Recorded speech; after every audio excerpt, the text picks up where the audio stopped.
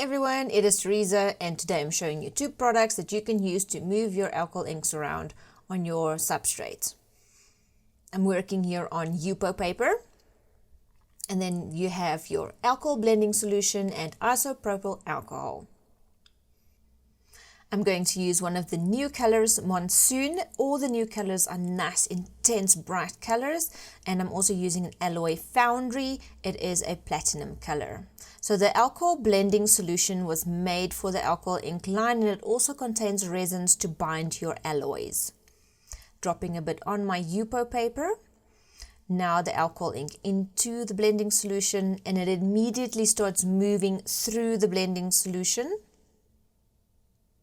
Now I'm adding the alloy into the mix, and it also starts moving. It fizzles even a little bit, and you can see the flakes breaking apart, the metallic moving through the color. I am using an airbrush to move and blend my colors. You can also use the hand tool.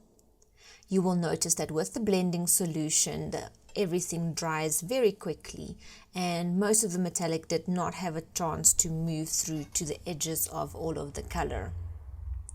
Some of the metallic did move through right to the edges, but there's a little bit of this hot spot of the metallic here in the middle. It's very easy to fix. You can just drop some more blending solution on there and use the air to mix them all through again. Now let's compare with the isopropyl alcohol.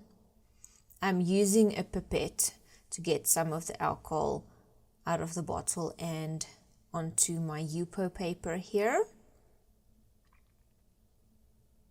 Then the same color, one drop into the alcohol, and now watch. It doesn't move.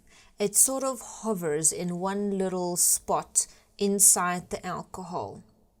It does get a little bit bigger, but it doesn't move as much as what I did with the blending solution.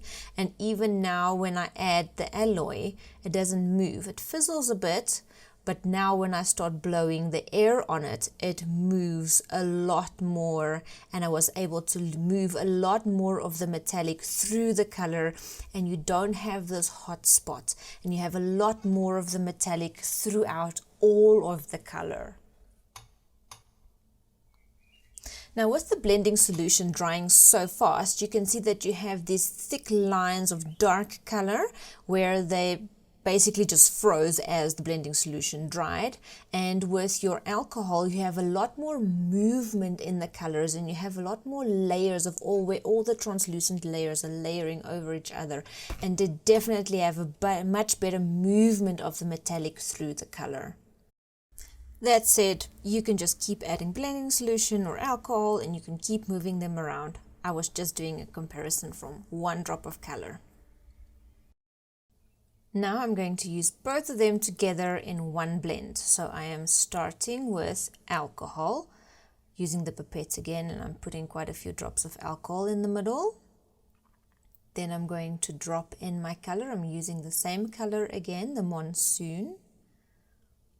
Also the same alloy, the Foundry.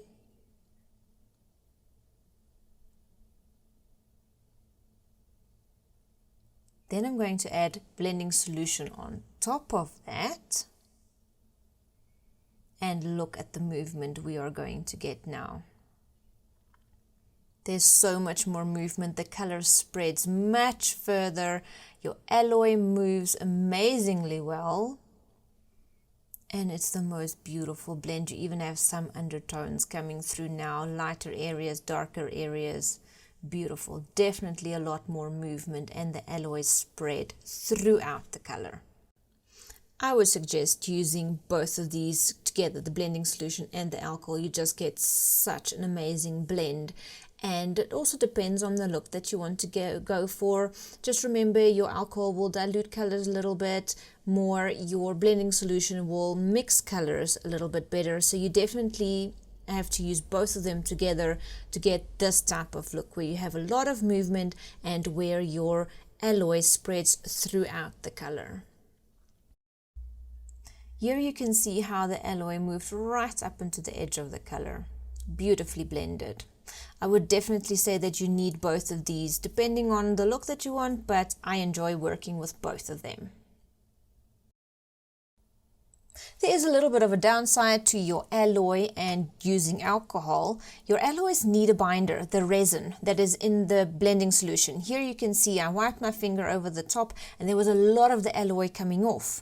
There wasn't enough blending solution in that mix. Now look at the area where I just used blending solution. I rubbed a lot harder and there was almost none of the alloy coming off. The other side where it was just alcohol, look how much of that alloy came off. So you need a lot more blending solution into your mixes to bind your alloy, but you can also use a fixative spray or a sealer on top. Shortcuts cross stock both the isopropyl alcohol and the alcohol ink blending solution, and they also have the Kamar sealer that you can spray over the top of your projects. Hope you enjoyed this video. See you soon.